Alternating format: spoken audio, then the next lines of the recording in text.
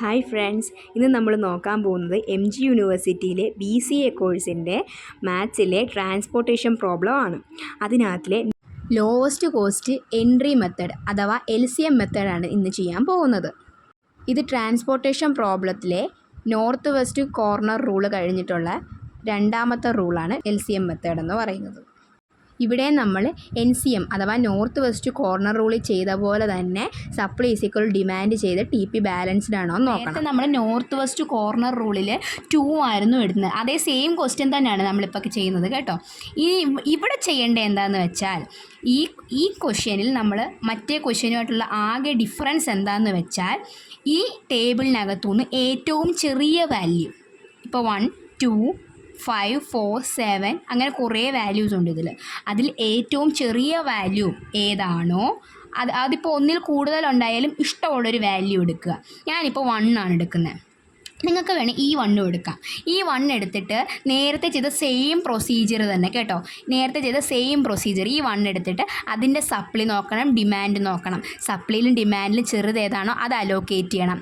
ഇവിടെ 8 ആണ് ചെറുത്, അപ്പോൾ അത് അലോക്കേറ്റ് ചെയ്യുക, മൈനസ് ചെയ്യുക. അപ്പോൾ 0 വരുന്ന ഭാഗം നേരെ വെട്ടിക്കളയണം. പിന്നെ അടുത്ത ചെറുത് ഏതാ? പിന്നെ ഒരു 1 ഉണ്ടല്ലോ, അപ്പോൾ നമുക്ക് അത് തന്നെ അലോക്കേറ്റ് ചെയ്ത് കൊടുക്കാം.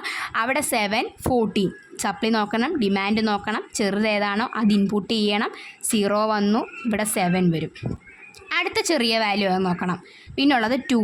ഇവിടെ 2 ഉണ്ട്, ഇവിടെയും 2 ഉണ്ട്. ഞാൻ ഈ 2 എടുക്കാം. ഈ 2വിൻ്റെ അവിടെ അലോക്കേറ്റ് ചെയ്ത് 7, 10.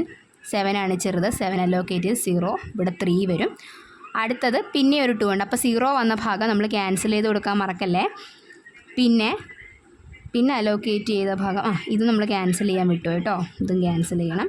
പിന്നെ ഇനിയും ചെറിയ നമ്പർ എന്ന് പറഞ്ഞാൽ പിന്നെ വരുന്നത് 2 4 ഉണ്ട്. ഈ 4ഉം ഈ 4. ഞാൻ ഈ 4 എടുക്കാം. ഇവിടുത്തെ സപ്ലി 5, ഡിമാൻഡ് 3 ആണ്. ചെറുത് 3 ആണ്, 3 അലോക്കേറ്റ് ചെയ്യാം. ഇവിടെ 0 ആവും, ഇവിടെ 2 ആവും. ഇനിയുള്ള അപ്പം ആ റോ അങ്ങ് ക്യാൻസൽ ചെയ്യണം. ഇനിയുള്ളത് ഒരു 4ഉം ഒരു 7. ഈ 4 എടുക്കണം. 4, 9, 7 അലോക്കേറ്റ് ചെയ്യണം. 0, ഇവിടെ 2 വരും. അത് 0 വന്ന ഭാഗം ക്യാൻസൽ ചെയ്യണം. പിന്നീടുള്ളത് ഈ 7 ആണ്. ഞാൻ നേരത്തെ പറഞ്ഞതുപോലെ തന്നെ ഈ 2ഉം സെയിം ആയിട്ട് വന്ന്, ഈ 2 സെയിം ആയിട്ട് വന്ന് 2 അലോക്കേറ്റ് ചെയ്യണം. 0, 0. ഇത്രയേ ഉള്ളൂ കാര്യം. നമ്മളിനി ടോട്ടൽ കോസ്റ്റ് കണ്ടുപിടിക്കണേ.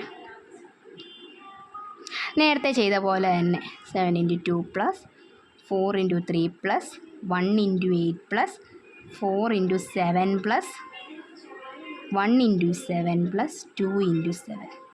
83 ആണ് ആൻസർ വരുന്നത്.